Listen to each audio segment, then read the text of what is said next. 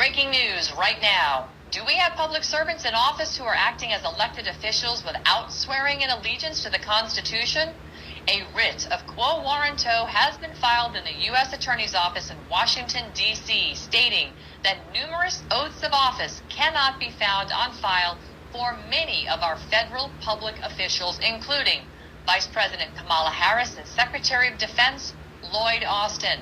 Also on the list of missing oaths of office include the CDC Director Rochelle Walensky, Secretary of Treasury Janet Yellen, Secretary of Energy Jennifer Granholm, the FDA Commissioner Janet Woodcock, Secretary of Health and Human Services Xavier Becerra, Secretary of Transportation Pete Buttigieg, Secretary of State Anthony Blinken, and the Secretary of the Department of Homeland Security Alejandro Mayorkas, Secretary of Education Dr. Miguel Cadorna, Secretary of Commerce Gina Raimondo, the Attorney General Merrick Garland, and the Commissioner of the FDA Robert Califf, Secretary of Labor Marty Walsh, Deputy Secretary of Labor Julie Su, and the remedy sought for those individuals who have failed or refused to produce an affidavit as required by 5 U.S. Code subsection 3332 demand that those persons provide a U.S. Attorney and the court in Washington, D.C. with the compulsory affidavit within 10 days.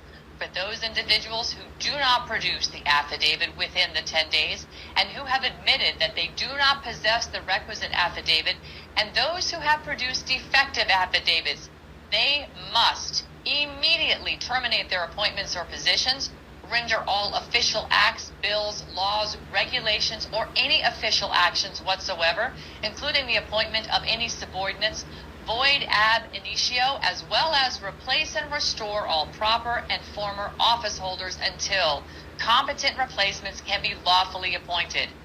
In order to be effective as a sworn declaration, it must either be sworn before a notary public or sworn under penalty of perjury per 18 U.S. Code subsection 1746.